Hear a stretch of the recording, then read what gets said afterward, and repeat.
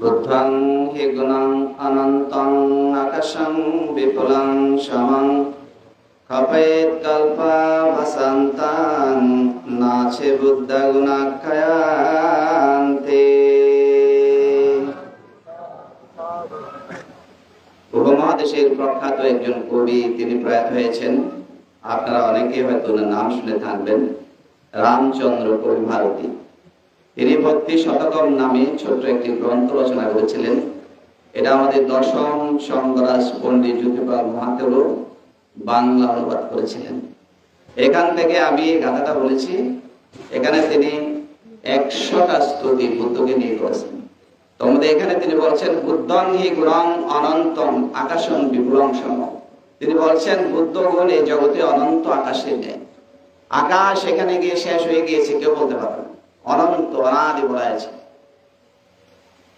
বুদ্ধগুণ তদ্রূপ এই জগতের মধ্যে। আমরা হয়তো বুদ্ধগুণ মনে করি ত্রিপিটকের মধ্যে যে বুদ্ধের বাণীগুলো আছে ৮৪,০০০ ধর্মস্কন্ধ, আমরা মনে করি এটাই শুধু বুদ্ধ জ্ঞান। এটা নয়। যেমন একজন ডাক্তার MBBS FRCS একজন ডাক্তার একটা রোগীর চিকিৎসা করতে গিয়ে তিনি সমস্ত ওনার চিকিৎসা বিজ্ঞানের অভিজ্ঞতা সেখানে অ্যাপ্লাই করেন না, যেখানে যেটা দরকার সেটা অ্যাপ্লাই করেন।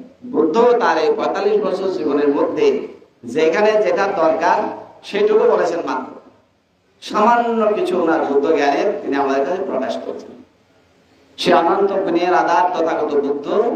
বলা হয়েছে কোন জ্ঞানী, কোন পণ্ডিত, কোন ধীমান যদি কল্পকাল ধরে বুদ্ধগুণ বর্ণনা করেন, কল্পের শেষ হয়ে যাবে বটে, কিন্তু বুদ্ধগুণ বর্ণনা শেষ হয়ে যাবে। সে অনন্ত গুণের আধার তথাগত বুদ্ধ, যিনি আমাদেরকে চতুরার্য সত্য দেশনা করেছিলেন, যিনি আর্য অষ্টাঙ্গিক মার্গ দেশনা করেছিলেন, যিনি প্রতীত্ব সমুৎপাত দেশনা করেছিলেন, যিনি আমাদেরকে নির্বাণের পথ দেখিয়েছেন। সেই বুদ্ধের প্রতি আমার দেশনার প্রারম্ভে আমি আমার অন্তরে গভীর শ্রদ্ধা নিবেদন করছি। আমাদের এখানে আজকে যিনি সভাপতিত্ব করছেন উপমহাদেশের প্রখ্যাত ধর্মাচার্য এবং বিচিত্র ধর্ম প্রতীক শাসনের স্তম্ভ উপসংগরাজ যে আমাদের শ্রদ্ধেয় ধর্মপ্রিয় হস্তবীর মহোদয়কে আমি শ্রদ্ধার সাথে বন্দনা জানাচ্ছি। শাসন সদ্ধর্মের ধারক ভক্ত পবিত্র ভিক্ষু সংঘ, সমাগত সদ্ধর্মপান দায়ক দায়ক উপাসক জ্ঞাতিগণ, আপনাদের সকলের প্রতি আমি এই জন্মসহ জন্মান্তরের দানময় শিলময় এবং ভাবনাময় শূন্য সকৃতজ্ঞ চিত্তে মৈত্রীময় চিত্তে দান করছি। আপনারা সাধুবাদের গ্রহণ করে উপাসক উপাসিকাগণ, মলয় বাবু সম্পর্কে আমি খুব বেশি বলবো না এই জন্য, মানে এখানে যিনি সঞ্চালক বিপ্লব বাবু এবং আরো যারা আপনারা বিদগ্ধ ব্যক্তিগণ গ্রামের বা আপনাদের ওনাদের জ্ঞাতিগণ, ওনার বিষয়ে নানাভাবে নানা দিক তুলে ধরেছেন। তো যেহেতু সমাধান করছেন ধর্মীয় অনুষ্ঠান, কিছু ধর্ম কথাও বলা দরকার এবং বানতে বলেছেন আমি শুধু বলবো, উনি সভাপতি হিসেবে কিছু বলবেন, যেহেতু সময়ের সীমাবদ্ধতা আছে। তো একদম ওনার সময় বলার ২-১টা কথা বলবো ওনার সম্পর্কে, তারপরে আমি ধর্ম কথা থেকে চলে যাব। আমরা সবাই জানি যে আমাদের এই বঙ্গীয় উপমহাদেশের মধ্যে এই গ্রামের মহামারী পাটকলি গ্রামের একটা ঋদ্ধ ইতিহাস আছে। আমি সেদিকে যাচ্ছি না, সবাই জানেন। এবং এই ইতিহাস মহানন্দ সংগ্রাম বিহারের চিবরদানে যারা তখন বিহার কমিটির সম্পাদকের দায়িত্বে থাকতেন, কঠিন চিবরদান উৎসবে তারা এই গ্রামের ইতিহাস তুলে ধরতেন। সবাই আপনারা কম বেশি জানেন। তো বিশেষ করে এই মলয় বাবু এরকম একটা সমৃদ্ধ যে গ্রামকে আমরা ছোটবেলা থেকে শুনে আসছিলাম, এটা বাংলাদেশের মানে আমাদের বিলেত বলে অত্যুক্তি হয় না।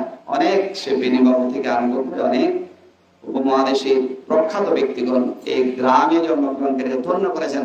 তাদের একজন আমাদের এই মলয় মুর্শিদ বাবু, তিনি মুর্শিদ পরিবারে মুর্শিদ বংশে তিনি জন্মগ্রহণ করে আমাদের সমাজ, জাতি, ধর্ম, সংস্কৃতি এটাকে তিনি বিকশিত করেছেন। তাদের আলোচনায় যারা আলোচনা করেছেন, তিনি তিনি শুধু শিক্ষক ছিলেন না, মানুষ গড়ার কারিগর ছিলেন না, তিনি একজন সমাজ সংগঠক ছিলেন, তিনি একজন ধর্মদল ছিলেন, ব্যক্তিত্ব সম্পন্ন মানুষ ছিলেন এই গ্রামে। তো যাই হোক, আজকে তার প্রথম মৃত্যুবার্ষিকী উপলক্ষে সংবাদান ওনার সুযোগ্য সহধর্মিনী যাকে আপনারা অনেক গুণে গুণান্বিত করেছেন। আসলে একটা জীবন পরিপূর্ণতা লাভ করতে হলে একটা জীবনের চরম পর্যায়ে যাওয়ার জন্য জীবন সঙ্গিনীরাও অনেকভাবে সহায়তা করেন, এবং তারা যদি পিছু টেনে ধরেন সমাজকর্ম করা সম্ভব নয়। আপনাদের পৃথিবীতে যত বড় বড় মানুষ হয়েছে তাদের পেছনে তাদের স্ত্রীদের একটা ভীষণ যোগান ছিল, সহযোগিতা ছিল। যারা এটার বিরোধিতা করেছে সেই মানুষ জীবনে দাঁড়াতে পারেনি ভালো করে। এই জন্য আমি মনে করি তিনি একজন মহিষী নারী, শ্রীমতী আমাদের সবিতা মুর্শিদি, তিনি এখন এখানে আছেন। তিনিও মানে কান্না করছেন, আমরা আসছি পর্যন্ত দেখছি। তারপর এখানে বিশেষ করে ওনার একমাত্র পুত্র সন্তান রুবেল মুর্শিদি, তারপর 3 কন্যা চন্দ্রিমা, রুমা, সুমা, 3 কন্যা, এবং পুত্রবধূ সুদীপ্তা বড়ুয়া মুর্শিদি। যাই বলেন, এখানে আপনাদের আলোচনায় ফিরে এসছে, শুধু উনি আলোকিত হন নাই, কোন কোন জায়গায় দেখা যায় একজন ব্যক্তি আলোকিত, শিক্ষক অনেক মানুষকে আলোদান করেন, কিন্তু আলোর নিচে অনেকে শোনা যায় আলোর নিচে অন্ধকার থাকে। তার মানে পরিবারের অনেকে সেভাবে উঠে না, কিন্তু তিনি একজন সার্থক মানুষ। পরিবারকে তিনি, পরিবারের সকল ছেলে মেয়েকে, পুত্রবধূকে, সবাইকে তিনি আলোকিত করেছেন। তো যাক, আমি আর বেশি কথা বলছি না। ব্যক্তিগতভাবে মলয় মুর্শিদি আমাকে অত্যন্ত শ্রদ্ধা করতেন, অত্যন্ত ভালোবাসতেন, এবং তিনি যে বিশেষণগুলো বলতেন আমি সেটা আর বলছি না। তো সেজন্য এটা ওনার স্ত্রী জানেন, ছেলে মেয়েরা জানেন, সবাই জানেন। তো সেজন্য আমি ওনার শেষকৃত্য অনুষ্ঠানে এসেছিলাম, এবং সাপ্তাহিক অনুষ্ঠানে এসেছিলাম, আজকেও প্রথম মৃত্যুবার্ষিকী এসেছি। আমি আর ওনার সঙ্গে বলছিলাম উনি যেখানে যাক, আমার বিশ্বাস তিনি ভালো জায়গায় যাবেন, কারণ বুদ্ধ ধর্ম তো তাই বলি, যারা সবসময় ভালো কাজ করে ভালো জায়গায় যাবে। তো এখানে আমাদের একটা গাথা বুদ্ধ যেটা বলেছেন অত্যন্ত প্রণয়নযোগ্য। তিনি কি বলেছেন? গাম্ভমে কে উপার্জন্তে নিরায়ান পাপকামিনো সাগ্গাং সুগাতে মুয়ান্তে পরিনিব্বান্তে অনাসাগতে। উপাসক উপাসিকাগণ, আমাদের সবার তো একদিন মৃত্যু হবে না? রাজা বলেন, মহারাজা বলেন, ধনী বলেন, সংগ্রাজ বলেন, উপসংগ্রাজ বলেন, বুদ্ধ বলেন, বাস্তেখা বুদ্ধ বলেন, ওনাদের মৃত্যুটা একরকম, আমাদের মৃত্যুটা আরেক রকম আর কি। তো যাই হোক, কিন্তু পৃথিবীতে একদিন মানে প্রাণবায়ু ত্যাগ করে আমাদের সবাই চলে যেতে হবে। এখন চলে যাওয়ার পরে আমাদের গতিটা কি? এখানে কয়েকটা গতি উল্লেখ করেছেন। গাম্ভমেক উপার্জন্তে, প্রথমে বলা হয়েছে মৃত্যুর পরে কোন কোন মানুষ মাতৃগর্ভে আসে। তার মানে কি? মানুষ আবার মানুষের জন্ম নিতে পারে। নিরায়ান পাপকামিনী, যারা পাপকর্মকারী ব্যক্তি, অর্থাৎ যারা প্রাণ হত্যা করে, চুরি করে, ব্যভিচার করে, মিথ্যা কথা বলে, নেশা পান করে, নানাভাবে সামাজিক বিশৃঙ্খলা সৃষ্টি করে, অন্যায় অধর্মভাবে জীবনযাপন করে, কোন নীতি নৈতিকতা তার দ্বারা না, এইসব মানুষদের গতি কোথায় হবে? মৃত্যুর পরে নরকে উৎপন্ন হবে। সাগ্গাং সুগাতে নিবন্তি, কিছু কিছু মানুষ আছে যারা সারা জীবন পুণ্যকর্ম করে, যে মলয় বাবুর মতো, মলয় মুর্শিদের মতো। ঘুমাতে গেলে সেখানেও চিন্তা করে, ঘুম থেকে উঠলে সেখানেও চিন্তা করে, যেখানে যে সেখানে চিন্তা করে ধর্মের কিভাবে উন্নতি হবে, জাতির কিভাবে উন্নতি হবে, সমাজের কিভাবে উন্নতি হবে। তাহলে এইসব মানুষেরা মৃত্যুর পরে কোথায় তাদের জন্ম হবে? সাগ্গাং সুগাতে নিবন্তি। ভালো মানুষদের, ধার্মিক মানুষদের, যারা প্রাণী হত্যা করে না, যারা চুরি করে না, যারা ব্যভিচার করে না, যারা নেশাপান করে না, যারা মিথ্যা কথা বলে না, সমাজে বিশৃঙ্খলা সৃষ্টি করে না, শীলময় জীবনযাপন করে, তারা কোথায়? তারা মৃত্যুর পরে স্বর্গে উৎপন্ন। আরেকটা গতির কথা বলা হয়েছে, সেটা কি? এতক্ষণ যা বলেছি এটা বুদ্ধ ধর্মের শিক্ষা সচরাচর চলছে। আর বুদ্ধ ধর্মের শিক্ষা কি? বুদ্ধের শিক্ষা কি? সব শেষে যেটা বলা হয়েছে মানে যারা বিশেষ করে শীল সমাধি প্রজ্ঞার অনুশীলন করে, যে লোভ দেশ মোহকে ধীরে ধীরে ধীরে ধীরে ক্ষীণ করে, দুর্বল করে, এবং সর্বোত্তম ভাবে প্রথমে যখন ক্ষীণ হয়ে যায় তখন কি হয়? প্রথমে তাদের শ্রোতাপত্তি মানে স্রোতের মধ্যে পড়ে, শ্রোতাপত্তি মার্গ এবং ফললাভী হয়। তারপরে শ্রোতাপত্তি মার্গ এবং ফললাভী হলে সেই ব্যক্তিদের কি হবে? পৃথিবীতে বেশি হলে 7 বার জন্মগ্রহণ করবে, আর জন্মগ্রহণ করবে না। এবং 7 বার জন্মগ্রহণ তারা কোথায় করবে? তারা দেবলোকে অথবা মনুষ্যলোকে জন্মগ্রহণ করবে। চতুরতায় কোনদিন যে জন্মগ্রহণ করে কারা? শ্রোতাপত্তি মার্গ এবং ফললাভীরা। তারপরে যারা শক্তিদাগামী মার্গ এবং ফললাভী তারা কি একবার পৃথিবীতে তারা আসে জন্মগ্রহণ করবে। আর যারা অনাগামী মার্গ এবং ফললাভী তারা এই পৃথিবীতে আর আসবে না, শুদ্ধাবাস ব্রহ্মলোকের মধ্যে গিয়ে সেখানে ধ্যান সমাধি করে সেখান থেকে নির্বাণ লাভ করবে। আর যারা এই জীবনে নিষ্ঠ ধর্মে বেদনীয়, এই জীবনে যেমন আমাদের গৌতম বুদ্ধ, সারিপুত্র, মহামকল্যাণ, অস্তিন মহাশ্রাবক, এরকম অসংখ্য শিষ্যগণ যারা দৃষ্ট ধর্মে বেদনীয়, এই জীবনের মধ্যে যারা শীল সমাধি প্রজ্ঞা অনুশীলন করে লোভ দেশ মোহকে চিরতরে ক্ষীণ করে দুর্বল করে নিঃশেষ করে দিয়েছেন, তারা কি হবে? পারে নিব্বান দিয়ে নাশো, তারা আসক মুক্ত হয়ে তৃষ্ণা মুক্ত হয়ে তারা পরিনির্বাপিত হন। তাদের কথা কি? তাদের আর কোনো গতি নেই।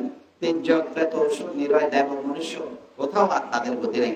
একসময় জন্য প্রশ্ন করা হয়েছিল যে যারা পরিনির্বাপিত হন সেখানে বলা হয়েছে ক্ষীণাং পুরাণাং। আপনার রতন সূত্র রেখে হয়তো পড়ে থাকবেন, এখানে একটা গাথা আছে ক্ষীণাং পুরাণাং নাবাং নাত্তি সম্ভবাং বিরাত্ত চিত্তা আয়ুদিকে ভাবাস্মিং তে ক্ষীণা বীজা বিরুল্লি ছন্দা নিব্বান্তে ধীরা যথায়াং পদেপু। এখানে গেল ক্ষীণাং পুরাণাং, যাদের পুরাতন জন্মে ক্ষীণ হয়ে গেছে, দুর্বল হয়ে গেছে, নাবাং নাত্তি সম্ভবাং, এই পৃথিবীতে তারা আর জন্মগ্রহণের সম্ভাবনা থাকে না। বিরাত্ত চিত্তা আয়ুদিকে ভাবাস্মিং তে ক্ষীণা বীজা বিরুল্লি ছন্দা, এবং তারা পুনর্জন্মের ছন্দ ইচ্ছেও তাদের উৎপন্ন হয় না। প্রদীপ যেরকম জ্বলতে জ্বলতে জ্বলতে জ্বলতে নিঃশেষ হয়ে যায়, পরিনির্বাপিত ব্যক্তিগণ সেভাবে এক সময় মহাশূন্যের মধ্যে নিঃশেষ হয়ে যায়। এখন প্রশ্ন করা হলো, পরিনির্বাপিত ব্যক্তিগণ যে নির্বাণ লাভ করার পরে কোথায় যান? কোন দিকে যান? কোন দিকে যান? এখন আপনাদেরকে যদি প্রশ্ন করি, একটা প্রদীপ জ্বালানোর পরে সেই প্রদীপ যদি নিভে যায়, সেই প্রদীপের শিখাটা কোন দিকে গেল যদি প্রশ্ন করা হয়, কি উত্তর দিকে না দক্ষিণে না পূর্বে না পশ্চিমে না উপরে নিচে ঈশান হয়ে কোন দিকে যায়? এটা বলা যাবে না। ঠিক পরিনির্বাপিত ব্যক্তিগণ এরকম, প্রদীপ নিভে গেলে যেরকম হয়, আলোটা যেরকম মহাশূন্যে নিঃশেষ হয়ে যায়, পরিনির্বাপিত ব্যক্তিগণ আর পুনর্ভাবে জন্মগ্রহণ করেন না। আর পুনর্ভাবে জন্মগ্রহণ না করলে তাদের কি হয়? তাদের যে জন্ম হয় না হলে জরা হবে না, ব্যাধি হবে না, মৃত্যু হবে না, শোক হবে না, না পাওয়ার বেদনা থাকবে না, অপ্রিয় সংযোগ হবে না, প্রিয় বিচ্ছেদ হবে না, সমস্ত দুঃখ থেকে তারা মুক্ত হয়ে যায়। তো এই উপাসক এখন আমি আর সময় বেশি নেব না, যেহেতু এখানে আপনাদেরকে অনেককে গৃহী বা আত্মীয়দেরকে অনেক যারা এখানকার নেতৃত্বে যারা ছিলেন বা আছেন তাদেরকে স্মৃতিচারণ করতে দিয়েছেন এবং আপনারা করেছেন সুন্দরভাবে। মলয় বাবু যেভাবে সম্মানিত হয়েছেন, মানুষ আসলে বেঁচে থাকে কর্মের মাধ্যমে, বয়সে নয়। এই জন্য দেখবেন শাস্ত্রে উল্লেখ আছে কীর্তি যশ, মানে যশ কীর্তি এটা চিরকাল ম্লান হয়ে থাকে। তাহলে মানুষ মানে একসময় মরে যেতে পারে, তার কীর্তিটা থেকে যায়। এখন উনি সশরে চলে গেছেন, কিন্তু ওনার কীর্তি যশ সজীব হতে বলা হয়েছে। কীর্তি যশটা সবসময় সজীব থাকে, যার কারণে আমাদের শ্রদ্ধা সভাপতি বান্ধে আজকে বলেছেন, আমি অভিভূত হয়ে গেছি। ওদিন তো আমি ভালোভাবে খেয়াল করে দেখেছি অনেকগুলো ব্যানার, কিন্তু আজকে যেহেতু আমি একটু তাড়াতাড়ি এসেছি, সবগুলো ব্যানার দেখে দেখে আসছিলাম।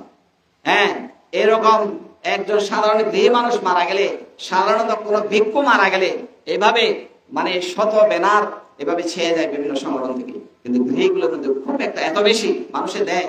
তাহলে একটা মানুষের মনে কত বেশি স্থান করে নিতে পারলে এরকম মানুষের মন থেকে এগুলো আসে। আমাদেরকে সেরকম জীবন গঠন করতে হবে। তো যাই উপাসক উপাসিকাগণ, আজকে যে আপনার সঙ্গের উদ্দেশ্যে দান দিচ্ছেন, সঙ্গদান করছেন, তাহলে বুদ্ধ খুব চিন্তা করে এই সঙ্গ প্রতিষ্ঠা করেছেন।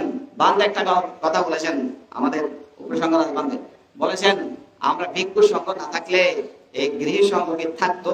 এই ধর্ম কি থাকতো? আসলে এই ভিক্ষু সঙ্গ যদি পৃথিবীতে না থাকতো, তাহলে এই বুদ্ধের শাসন পৃথিবীতে থাকতো না। এবং গৃহী সঙ্গের প্রয়োজন, গৃহী সঙ্গের কি প্রয়োজন নাই? গৃহী সঙ্গ দরকার, কিন্তু ভিক্ষু সঙ্গ সর্বাগ্রে।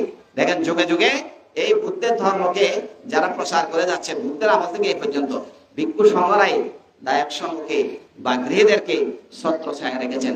তো এই জন্য এই সঙ্গদান হলো কেন? সঙ্গদান শুধু মলয় বাবুকে উদ্ধার করার জন্য নয়। আমাদের একটা ভুল কনসেপ্ট আছে, মলয় বাবু কোথায় পেয়েছেন ওনাকে উদ্ধার করার জন্য। কেউ কাউকে উদ্ধার করতে পারে না, কারণ মৃত্যুর পরে যে বলেছি, মৃত্যুর সাথে সাথে উনি জন্ম নিয়ে ফেলেছেন ওনার কর্ম অনুযায়ী। তাহলে এটা হলো ওনার প্রতি সম্মান, শ্রদ্ধা, গৌরব, ওনার কর্ম নিয়ে উনি জন্ম নিয়েছেন। বুদ্ধের শাসনকে সুরক্ষা করার জন্য এই সংবিধান সহায়তা করে। একদিকে কালগত জ্ঞাতির উপকার, ওনার প্রতি সম্মান, শ্রদ্ধা, ভক্তি, অন্যদিকে আপনার শিল নিয়েছেন, আপনারা সংবিধান করবেন, আপনার ধর্ম শ্রবণ করতেছেন, আপনারা সূত্র শুনেছেন, এগুলো আপনাদের লাভ। মলে বাবুল আপনার উনি শুনছেন না। আর একদিকে ভিক্ষু সংঘের লাভ, ভিক্ষু সংঘকে আপনার সুরক্ষা করছেন এই বিভিন্ন দানীয় বস্তু দিয়ে। এবং ভিক্ষু সংঘকে রক্ষার অর্থ হলো বুদ্ধের শাসন সদ্ধর্মকে রক্ষা করছেন। যাক উপাসক বসে এখন শ্রদ্ধেয় পরমান্তে সভাপতি বান্তে কিছু বলবেন। ওনার একান্ত শরীর, একান্ত প্রিয়জন ছিলেন মৌলানা মুর্শিদ বাবু, ওনার বলা দরকার। আমি মৌলানা বাবুকে তারপরেও অত্যন্ত কৃতজ্ঞ ভরে সব কৃতজ্ঞ চিত্তে পুণ্যদান করছি। যদি ওনার প্রয়োজন করে কোনো কারণে আমি ওনার জন্য পুণ্যদান করছি। আপনারা যারা আমার কথা শুনলেন, আপনাদের সকলের প্রতি অশেষ অশেষ ধন্যবাদ। এই বলে আমার দেশনা শেষ করছি। দুঃখা পাত্তা আছে দুঃখা, ভায়া পাত্তা আছে ভায়া, শোকা পাত্তা আছে নিঃশোকা, হুন্তু সাবিবি পানিনু। জগতে যে সমস্ত প্রাণীরা দুঃখগ্রস্ত তারা যেন দুঃখ থেকে মুক্ত হয়, যারা ভয়গ্রস্ত তারা যেন ভয় থেকে মুক্ত হয়, যারা সুখগ্রস্ত তারা যেন সুখ থেকে মুক্ত হয়। সাব্বির সত্তা সুবিধা জগতের সকল মানুষের